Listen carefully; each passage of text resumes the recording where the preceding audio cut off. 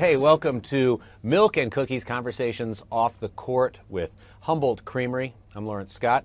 He's David Kelly, the Warriors' General Counsel and Vice President of Basketball Management Strategy. And this involves the salary cap. This involves some of the legal matters as it relates to basketball. But what is that exactly? Well, I mean, it can be salary cap, it can be luxury tax planning, financial planning on the basketball side. It can be discussing various trade ideas with Bob and Kirk and Joe and Larry. It can involve a little bit of scouting, very little. So it's a pretty broad, runs the gamut on the basketball side. So at Summer League, I stepped into the sports business classroom and heard from this guy, Larry Kuhn, who was running this seminar, and he does the CBA FAQ, and folks really follow this and get really deep into it. You're doing this on a professional level and like planning out what the team will be doing into the future. Without going into like specific details, what is the essence of this, and what are you looking at 2, 3, 4 years down the line?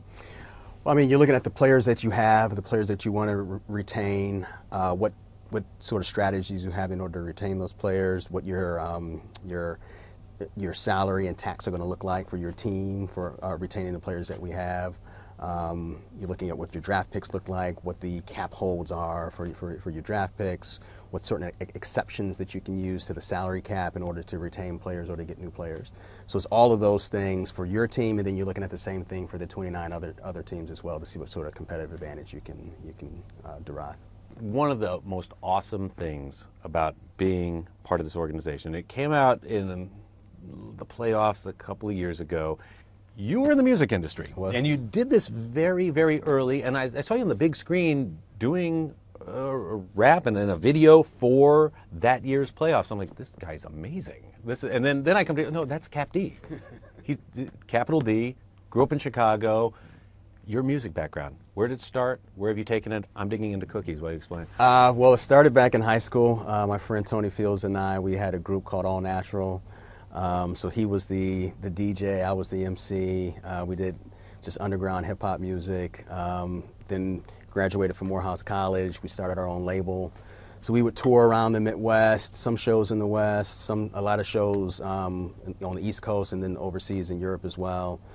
Put out our own records and probably put out about 10 records as a group or as a solo artist. And then other people on our label, we probably put out about like 40 to 50 different projects. When you see how hip-hop, rap, and music in general is so intertwined in what we do as basketball and entertainment and what we will do at Chase Center, do you think that some of this will come back into some things you're doing with the organization? Yeah, no, I think it's on the legal side, I have to negotiate contracts with artists or with agents and understand what the demands, what the interests are of the artists. So I'm sure some of that transfers to my current job, just being able to see things from a different perspective. So when you think of what it is to have gone to Morehouse, a huge tradition there in Atlanta where, I mean, Spike Lee, Samuel L. Jackson, and that's in the entertainment field. A guy named field. Martin Luther King. And this is sort of a legacy that's important to pass along. With the team in the month of February, we always celebrate Black History Month, but the historical black colleges and universities really hold a special place in our country. For you, what did going to Morehouse help you as a basis to then what you took to, getting a law degree later? Yeah, I mean, it's kind of cliche, but going to Morehouse changed my life. It was time I was around all black men doing something extremely positive. Everyone there is trying to better themselves. The teachers are there trying to help you better themselves. It's the only, in my mind, the only environment in which you will have an all black male environment that is striving towards that as an institution in the world. And so it was phenomenal. I didn't want to leave. My father reminded me I should have left a couple years before I actually did leave. Busy with hip hop. Yeah, I was having a good time. But no, it was a great experience. I wouldn't trade for anything. Growing up in Chicago, you ended up at Illinois in law school there. When you think of what law school helped provide for what you do now, like, I mean, it's kind of obvious, you didn't have the legal background, but there's sort of like this ability to be analytical and stuff that you almost like learn in a law school environment? Well, yeah, so at law school, it teaches you how to think, teaches you how to process information. There's a process that you have to go through in order to analyze various different sides of an argument, understand it from your perspective, from the other perspective, and then figure out a way to get a deal done that makes sense for your side and for the other side. And law school teaches you that. So it's part of just learning how to negotiate and understand and analyze information. Okay, back to hip hop, and we'll wrap things up here on Milk and Cookies Conversations off the court. And it's been awesome to talk with David Kelly. But now, putting back on the Cap D hat, tell me,